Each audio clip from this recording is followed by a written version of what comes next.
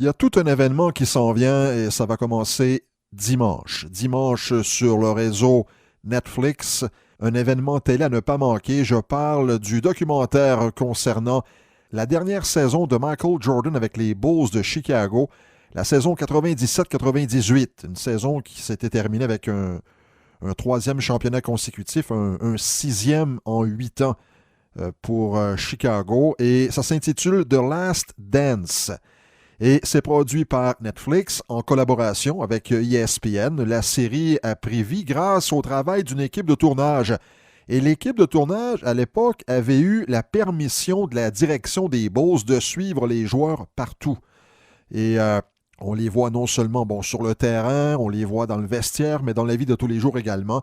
Alors ça va être très intéressant. La saison 97-98 demeure l'une des plus mémorables pour les amateurs de NBA à cause que c'était justement la dernière de Jordan. Mais il ne faut pas se mêler, ce n'est pas la saison des 72 victoires. Ça, c'était 3 ans plus tôt.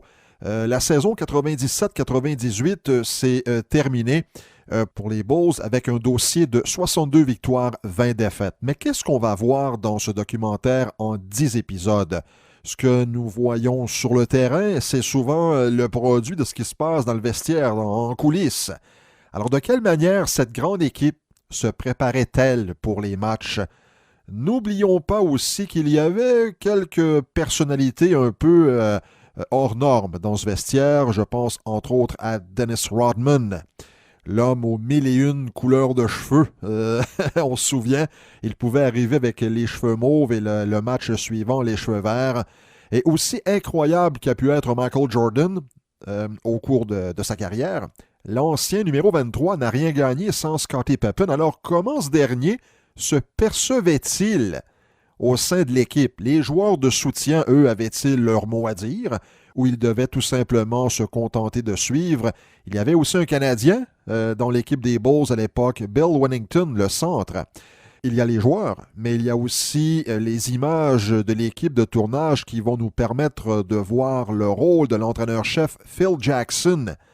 Jackson qui allait diriger plus tard Shaquille O'Neal et Kobe Bryant avec les Lakers de Los Angeles. Et souvent, l'entraîneur-chef, on en parle un peu moins lorsqu'on a beaucoup de talent dans l'équipe.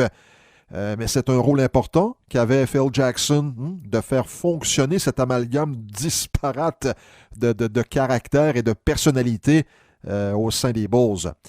Mais la chose qu'on retient également, c'est que ça fait 22 ans. 22 ans que les images sont dans la filière Z à ESPN.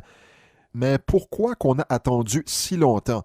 Si les raisons de cette hibernation, permettez-moi l'expression, l'hibernation de ces images pendant toutes ces années, si les raisons sont nébuleuses, la décision de présenter cette série en 2020 est très intrigante. ESPN a déjà déclaré que la suspension de la saison 2019-2020 en raison de COVID-19 a motivé sa décision de présenter le documentaire en avril. Parce qu'au départ, ça devait être en juin, après la finale de la NBA. Il y a Bill Simmons. Bill Simmons, pour ceux et celles qui connaissent un peu les médias américains, c'est l'homme derrière l'incroyable série documentaire 30 for 30 du réseau ESPN. C'était pour célébrer les 30 ans de ESPN en 2009. Et Bill Simmons a émis une hypothèse dernièrement lors de son passage à l'émission The Herd sur Fox Sports. Il a déclaré à l'animateur Colin Cowherd avoir pris connaissance du travail de l'équipe de tournage en 2009, immédiatement après la conclusion de la première saison de 30 for 30. Il a dit ceci: « On se demandait de quelle manière on pouvait produire une série consacrée à la saison 97-98 des Bulls. On voyait notamment Jordan enguirlander ses coéquipiers. Il ne se gênait pas pour dire ce qu'il pensait d'eux, les remettre à leur place, leur dire qu'ils ne jouaient pas bien, et toutes sortes de choses qu'on avait entendues concernant Jordan, mais qu'on n'avait jamais vues, a précisé Simmons. » Alors, pourquoi présenter ce documentaire-là cette année? Pourquoi ne pas l'avoir fait il y a 10 ans ou dans les semaines qui ont suivi le championnat de 98? Bill Simmons, il va d'une hypothèse intéressante. Il précise que Michael Jordan ne voulait pas, au départ, que ces images fassent les frais d'un documentaire. Et c'est à ce moment que Simmons apporte un point extrêmement intéressant en amenant dans la conversation le débat du meilleur joueur de l'histoire.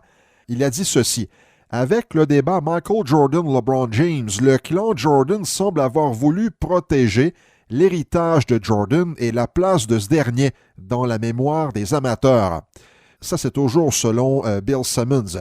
D'après Simmons, on veut montrer à quel point Jordan a été un joueur exceptionnel, alors que les amateurs nés au 21e siècle ou à la toute fin des années 90 ne l'ont pas vu jouer ou n'ont aucun souvenir d'avoir vu Jordan sur le terrain. Alors, le documentaire The Last Dance sera présenté à compter de ce dimanche, le 19 avril sur Netflix, présenté au Canada sur Netflix. Chaque dimanche, il y aura 2 épisodes jusqu'au 17 mai. La dernière fois que ESPN et Netflix ont uni leurs efforts pour un documentaire ou toute autre production, eh bien, ça s'est terminé avec un prix Emmy. C'était pour la série sur O.J. Simpson. Alors, ça commence dimanche, The Last Dance. À ne pas manquer, un documentaire sur la saison 97-98 des Bulls de Chicago. On devrait voir des choses très intéressantes.